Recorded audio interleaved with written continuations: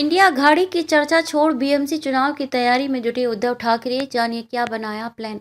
India alliance और महाविकास अघाड़ी का नाद छोड़ शिवसेना यूबीटी के प्रमुख उद्धव ठाकरे आगामी बीएमसी चुनाव की तैयारी में जुट गए हैं। उद्धव ठाकरे को इस बात का अंदाज है कि 2017 में बीएमसी की सत्ता कब्जाने में बाल बाल चूक गई बीजेपी इस बार सत्ता बल, धनबल और बाहुबल का जमकर प्रयोग कर बीएमसी की सत्ता हथियाने के लिए पूरा जोर लगाएगी। शिवसेना यूबीटी के रणनीतिकारों को लग रहा है कि बीजेपी इस बार मुंबई में 2020 में हैदराबाद म्युनिसिपल चुनाव में अपनाएगी स्ट्रेटेजी अपना सकती है, जिसने बीजेपी को 4 सीट से सीधे 48 सीट पर पहुंचा दिया था। बीजेपी हैदराबाद म्युनिसिपैलिटी की सत्ता तो नहीं हत्या पाई थी, लेकिन उसने हैदराबाद में ओबीसी की होम पिच पर उसे दूसरे नंबर से तीसरे नंबर पर धकेल दिया था। बीजेपी ने खास स्ट्रेटेजी के तहत हैदराबाद म्युनिसिपल चुनाव को लोकल या प्रदेश के नेताओं के भरोसे लड़ने के बजाय चुनाव में पार्टी के बड़े और केंद्रीय नेताओं को उतारा था, जो प्राइवेट जेट विमानों से रोज दिल्ली से आते थे और पूरे हैदराबाद में जोरदार प्रचार कर लौट जाते थे। भले ही ये चुनाव नगर निगम का था, लेकिन बीजेपी ने गृह मंत्री Amit Shah, UP CM Yogi Adityanath, party के राष्ट्रीय अध्यक्ष जेपी नड्डा के अलावा केंद्रीय मंत्री स्मृति ईरानी, प्रकाश जावड़ेकर, तेजस्वी सूर्या और देवेंद्र फडणवीस जैसे हाई प्रोफाइल नेताओं को चुनाव प्रचार में उतारा था। विधानसभा चुनाव की तरह बीजेपी इस बार बीएमसी चुनाव में भी ध्रुवीकरण के लिए न सिर्फ केंद्रीय नेताओं को बल्कि उत्तर प्रदेश, राजस्थान, गुजरात, मध्य प्रदेश, उत्तराखंड, कर्नाटक और अन्य राज्यों के बड़े नेताओं को अलग अलग पॉकेट में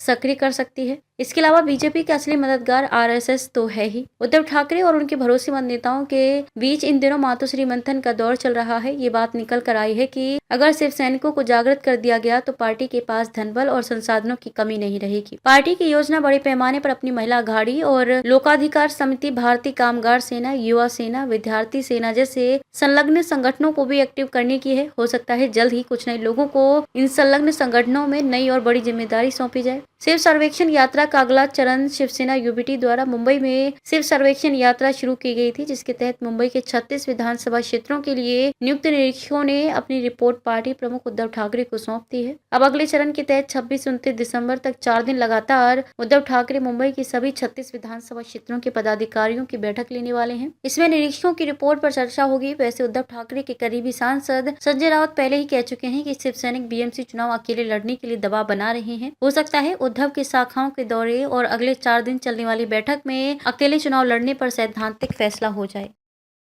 अगर आपको हमारी वीडियो पसंद आई हो तो हमारे वीडियो को लाइक करें, शेयर करें और हमारे चैनल धुरंधर टाइम्स को सब्सक्राइब करना ना भूलें।